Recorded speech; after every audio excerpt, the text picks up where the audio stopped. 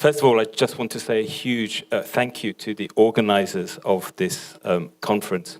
It's hard to imagine a more welcome invitation than to come to Kyoto at the end of November, at the beginning of December. The weather is perfect, and it's a fantastic topic. So thank you so much for the introduction, particularly to Inagaki-sensei for arranging this conference.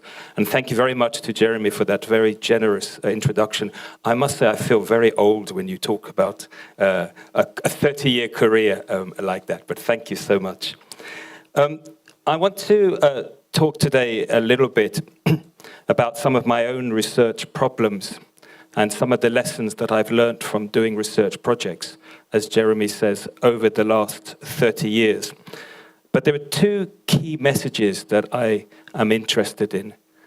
The first is, how is it that the same social scientists can look at the same phenomenon and end up with very different conclusions? This has always puzzled me. And the second one is, why is it that when social scientists make predictions about the way things should happen in the future based on their social science, they then never revisit those predictions later if those things did not happen the way that they expected them to happen? So those are the two themes that I want to explore in the light of my own work. So the outline of my talk, I have to say I'm very impressed by the technology here. I have never seen this before, with 3 different screens in one PowerPoint. The outline of my talk is to start by giving 3 examples of what I call dominant paradigms of thinking around the topics of Kikoku Shijo and Jido Gyaktai and private universities, which were then contradicted by what happened later. And I want to show how social science can help explain these paradoxes, and why, therefore, it is important for social scientists, and that is everybody from lawyers to economists to anthropologists and sociologists, all of us need to be very transparent about our assumptions between what I call our views of society and our views of what I call the person, or personhood is another term for it. And I'm going to use the example of education to tease out some of those assumptions.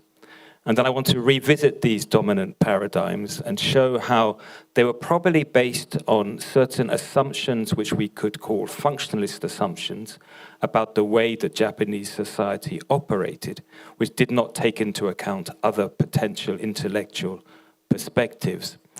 And at the very end, I want to suggest that actually the type of intellectual approach, the theoretical approach you take to that relationship between the person and society very often determines your methodological approach also, which is why you have to be so careful at the beginning of a huge project like the one which is being started in Kyoto University here, to examine at the very beginning, what are your assumptions?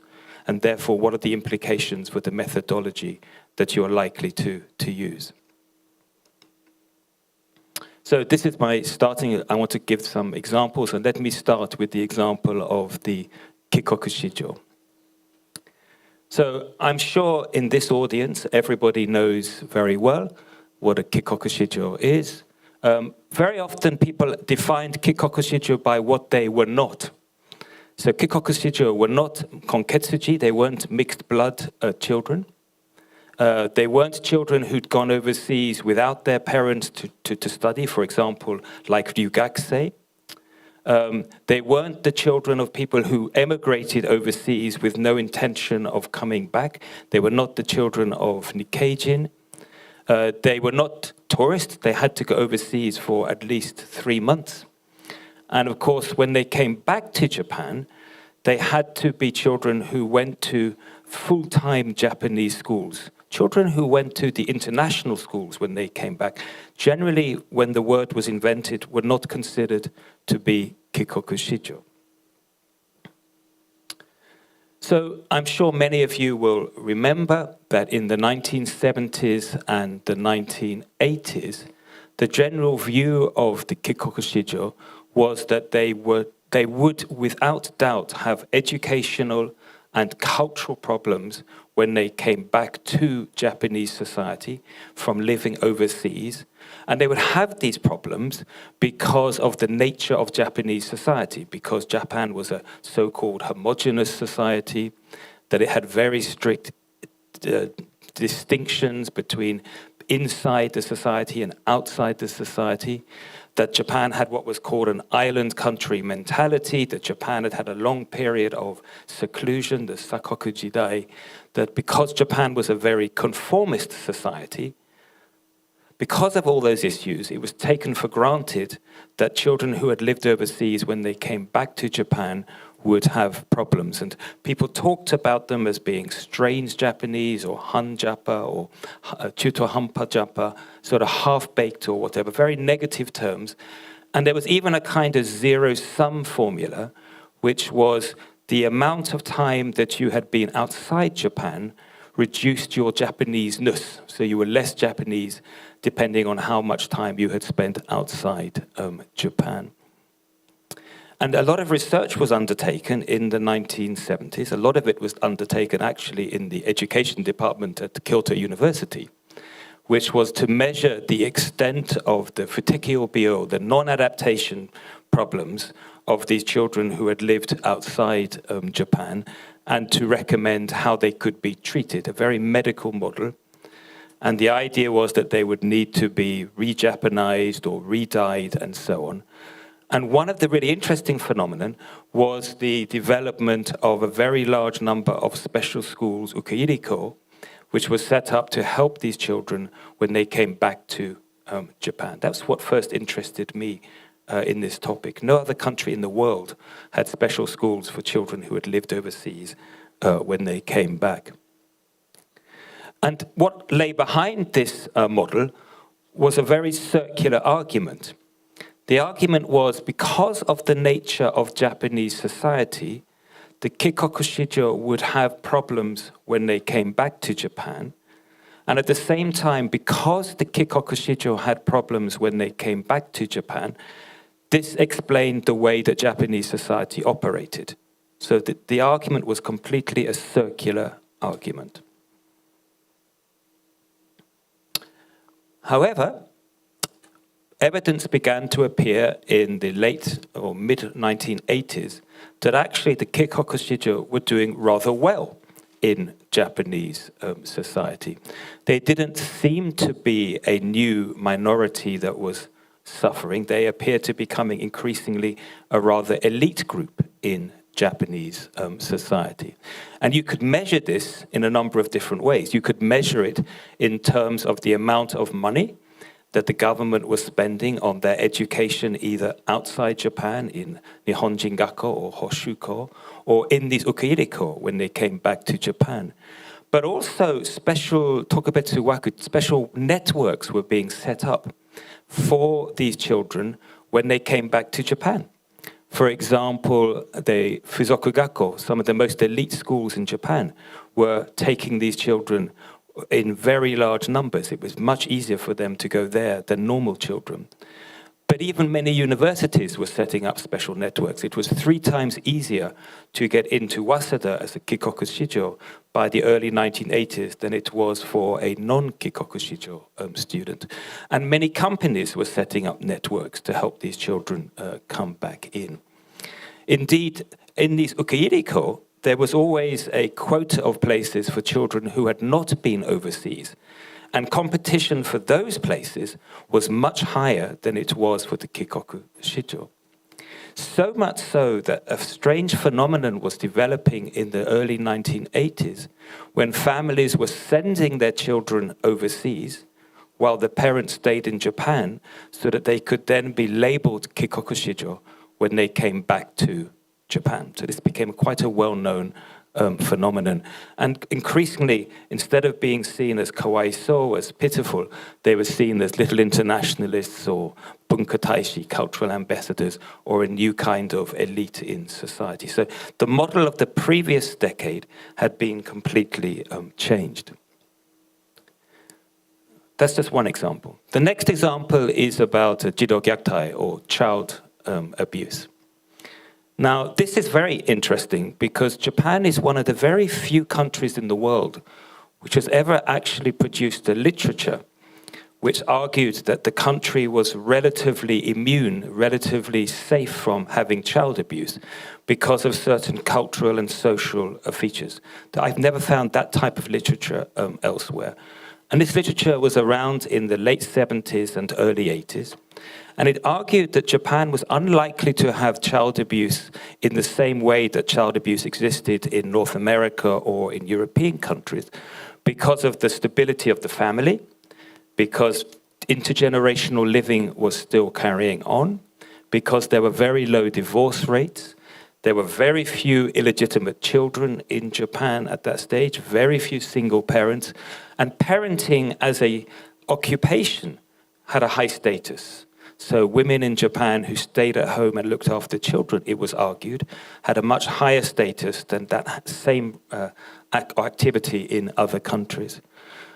People also argued in this literature that Japan had very stable communities. You had local policing. Your police lived in the local area. They knew all the households. They would know if there was a problem. The schools in Japan and the teachers were much more involved in what happened in the house, whereas in most countries, they didn't get involved beyond the school gate.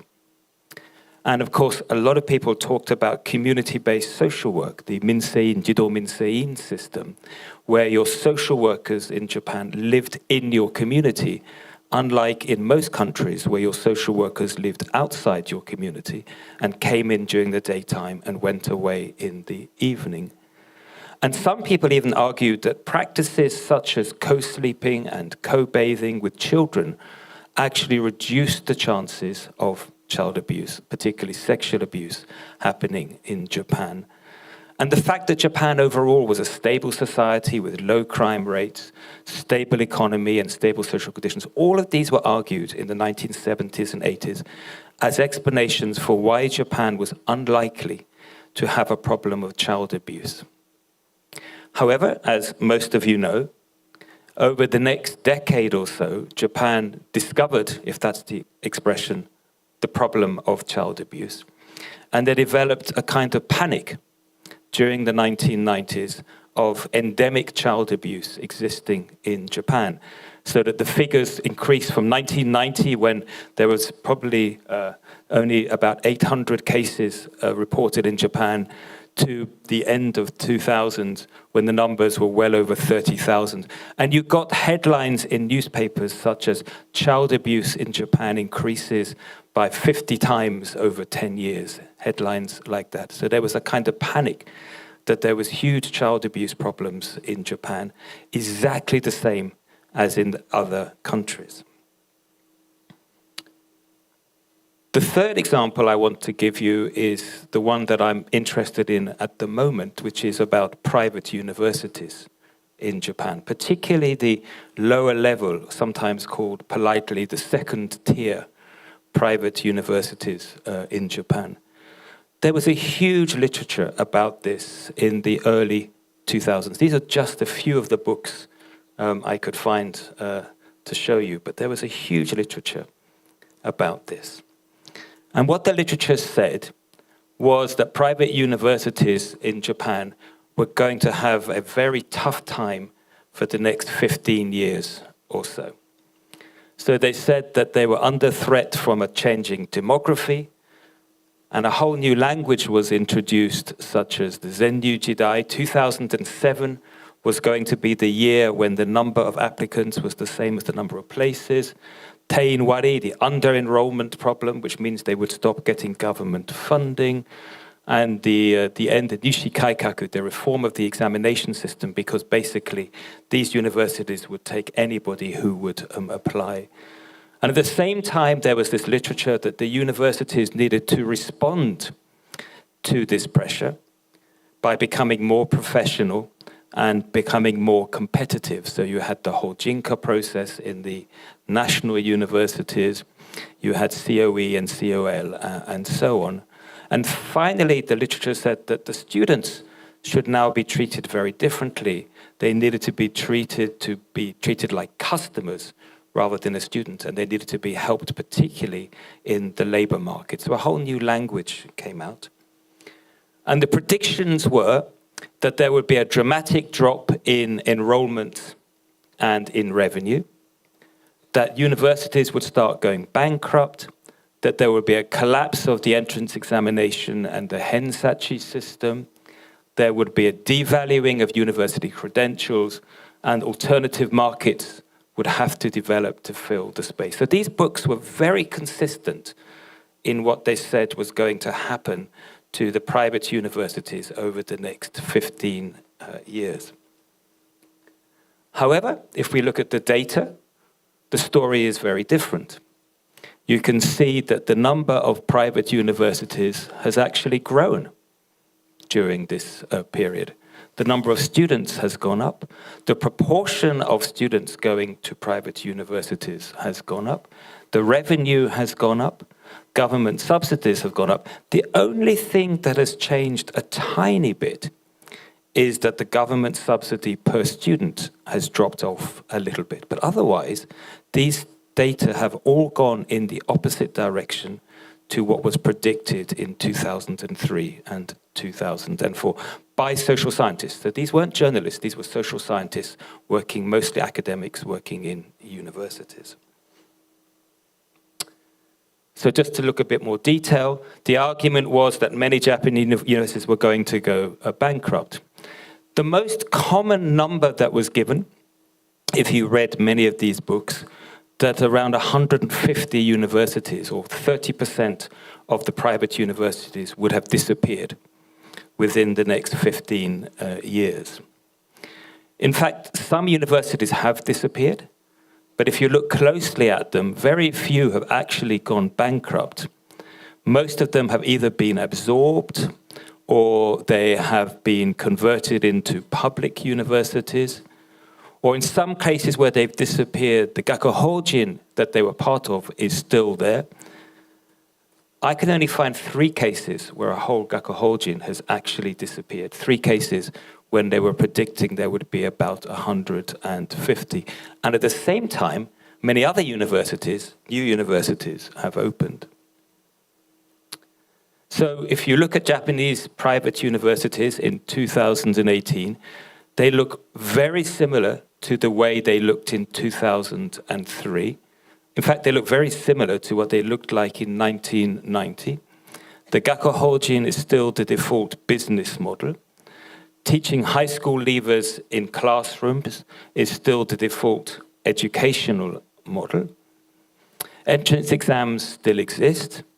The Hensachi system is still very powerful.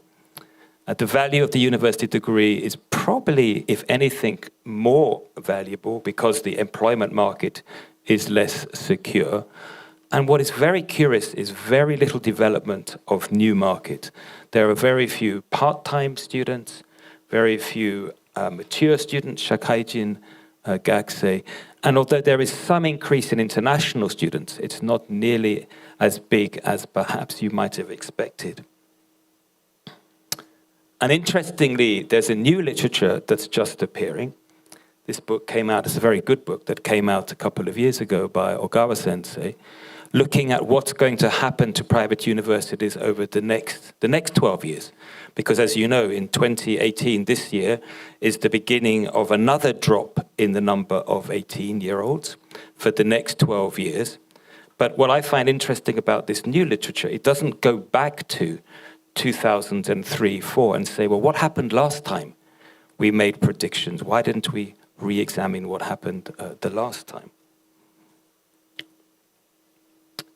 So my question is, how can social science as a discipline deal with some of these apparent paradoxes where we predict one thing and what happens then looks very different? And my argument is that social scientists need to be transparent about their assumptions, as I said before, about the relationship between what we call society and what we call the person. And we also need to be sensitive to how people define the concept of society and how they define the concept of the person.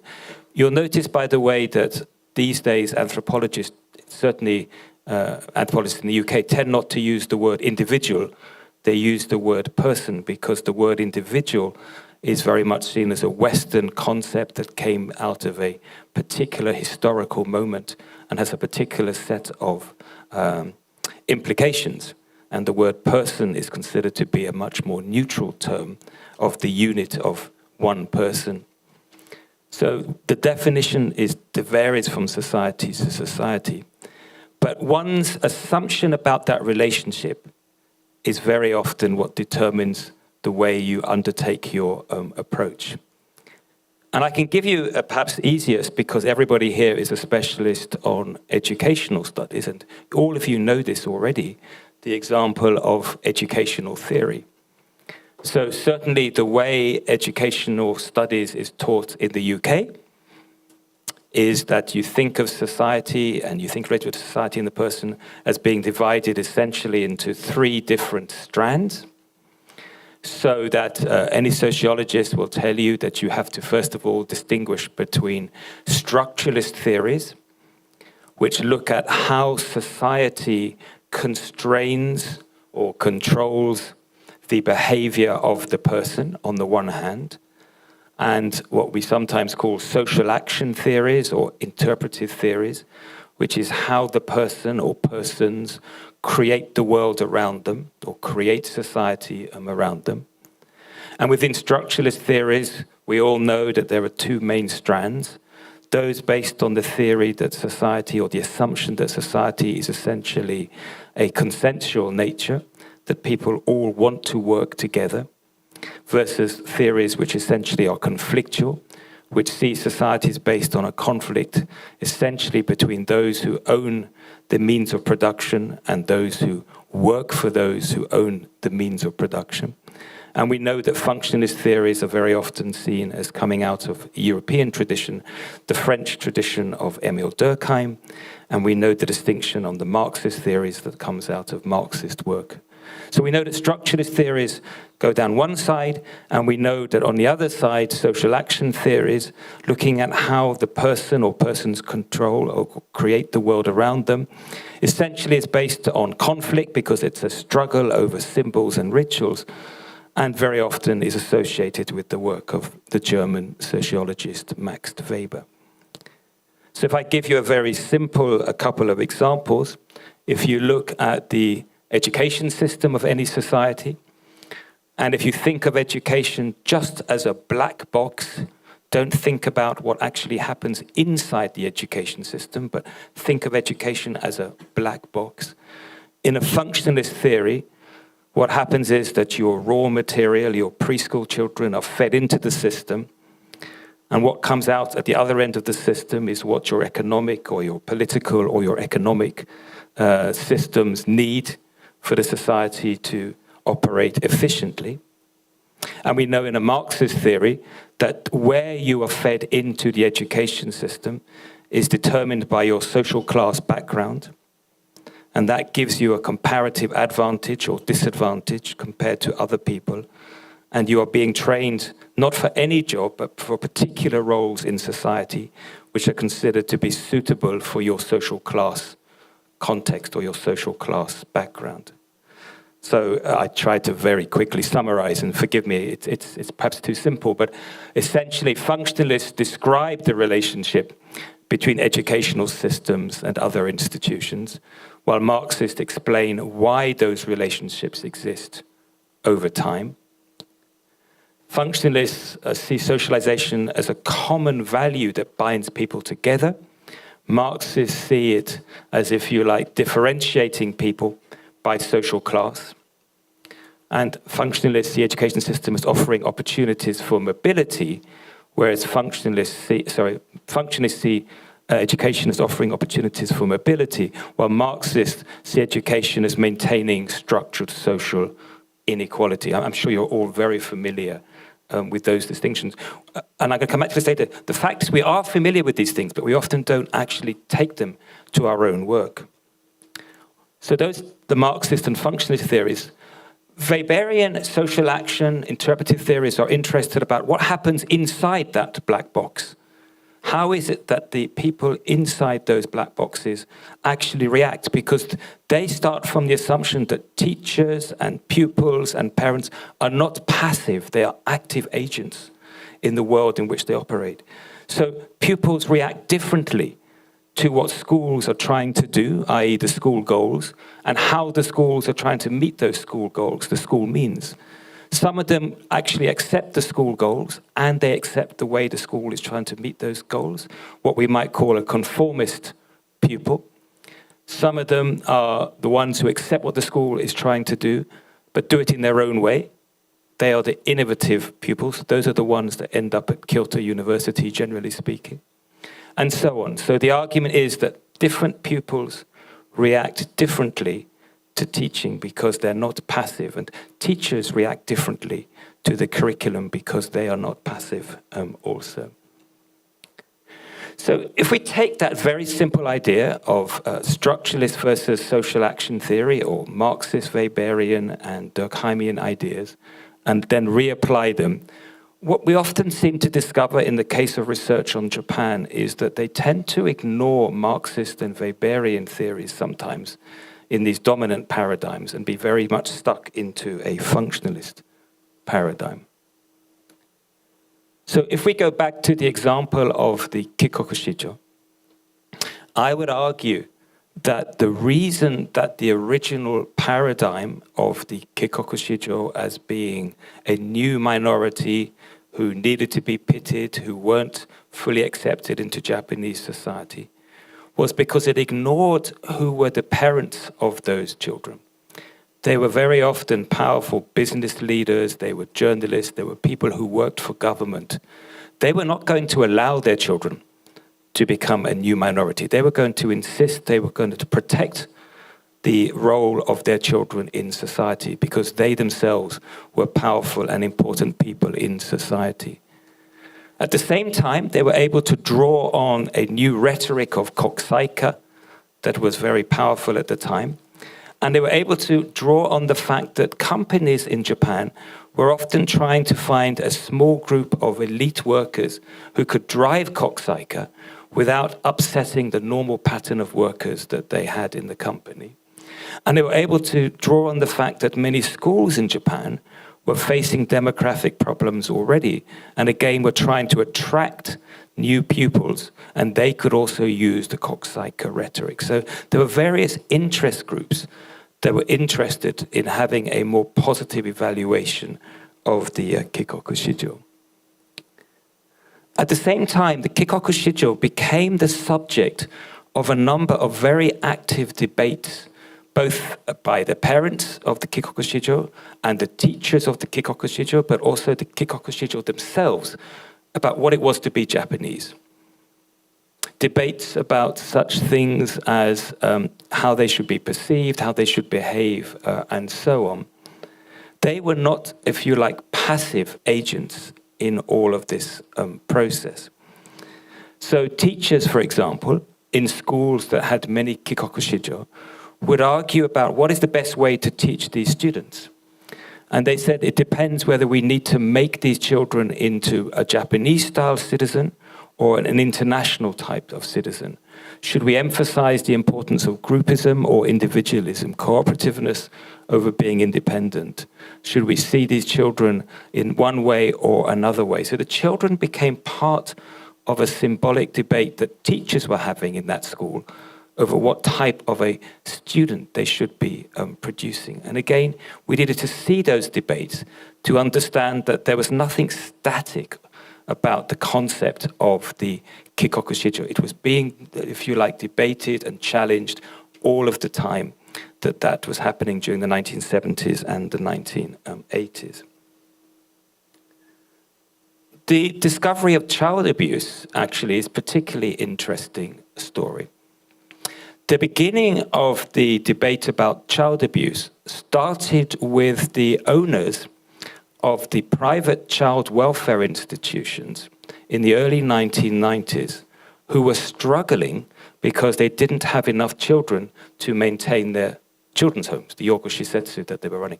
I went to a very strange conference, actually in Kyoto, in 1991, with all the heads of the children's homes, the Yogoshisetsu, in Japan, so about 530 of them. At that time, about 90% of the Yogoshisetsu, the children's homes, were private. And the headline, the banner at the front of the conference was, how are the children's homes going to deal with the problem of the lack of children? And so in most countries, not having children in care would have been seen as a good thing. But for them, it was a problem because it was their business. Now, they knew there were problems in Japanese society. They knew there was a problem of child abuse, but there wasn't enough awareness about it. So they were the people who did the original research. They were the people who collected the original data, and they were the ones who started the debates about the problem of child abuse in Japanese society. They were supported by the debates that were happening at that time around the UN Convention on the Rights of the Children. Nichi Benren, the Japanese Lawyers Association, was a very powerful ally in those debates. And the media picked it up. The Asahi Shimbun in particular ran many, many articles about the problem of child abuse in Japan. And that was the beginning of leading to definition. You had to define child abuse first. And then people began to survey it and to measure it, and then they began to bring in new legislation. So there were interest groups that were pushing those debates that led to the discovery of child abuse. And these new narratives that were happening, one reason that they were so powerful at the time is because there was a bigger, wider debate that was happening in Japan about the lack of children in general in the society. And that led to new explanations about the breakdown of the family, absent fathers, lack of support for mothers, and so on. I haven't got time for this, but this just shows you that in most societies, child abuse becomes discovered, becomes legislated, children are taken into care, and very often there are then problems about the care system, which leads to them coming out of care into the community. And then child abuse gets forgotten again. We can document over the last 150 years how roughly in Europe and in North America, every 30 years or so, there's a new child abuse panic. It's a circular system. It happens regularly. So Japan wasn't unique about this. Where Japan was unique was that it had a literature that tried to explain why Japanese society meant that child abuse was less likely to happen in Japan than elsewhere. Again, if we go back to the question of the private universities, why are they surviving much more than we expected? Because there are many interest groups that want them to survive. Many private universities are family businesses, particularly in the Kansai area. Maybe as many as 30 or 40% of the lower level private universities are family-run universities. They also provide a place for senior academics when they retire from national universities to go and work. Plus, the student demand is driven by the fact that most of the pupils are students whose parents have not been to university themselves. They're what are called first-generation pupils. So there are certain interest groups, again, that are pushing the survival of protecting of private universities. And that also has led to interesting debates around the private universities and their future, asking questions about things such as, what are professors? Are they teachers or are they researchers? Are university education about career preparation, or is it about producing a kind of person ready for society? Are students consumers? Are universities businesses? Major debates have been taking place over what is the nature, what is the future of universities? But around this question of what will happen to the private universities over the next 15 or 20 years. So, coming towards my conclusion here, I want to suggest that, first of all, the first question one needs to decide when undertaking any research project is, how do you see that relationship between whatever it is you're defining, call it society, and your concept of the person? Are you more interested in how society constrains the activities of the person, or are you more interested in how a person creates the world around you? And I want to suggest, because if you go back and look at most research programs and most research projects, that decision will very often drive the methodology of the project, because in general, Structural theories, structural models require some kind of quantitative research analysis. You need to be able to collect data to measure the extent to which society constrains social action. Whereas if you are more interested in how the person creates the world around them, that generally demands qualitative research projects, because you have to understand the perception of the person in a particular context over a long period of time and hear the narratives and the debates that are taking place in that context. So structural theories generally demand quantitative methods. Interpretive theories generally often lead to qualitative methods. So that's why it's such an important thing to examine at the beginning of a project.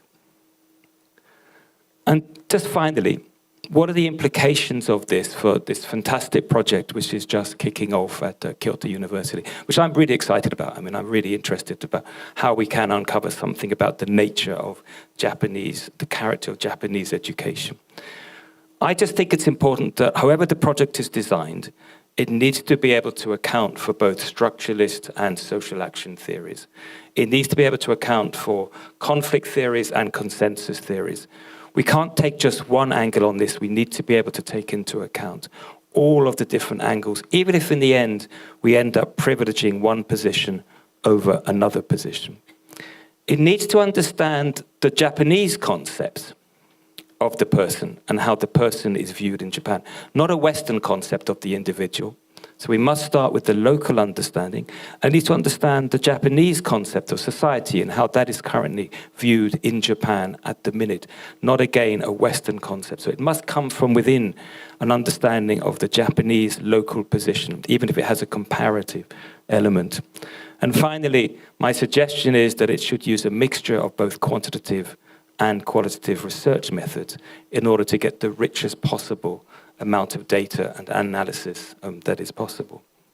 So that's my story. Thank you very much for listening. Thank you.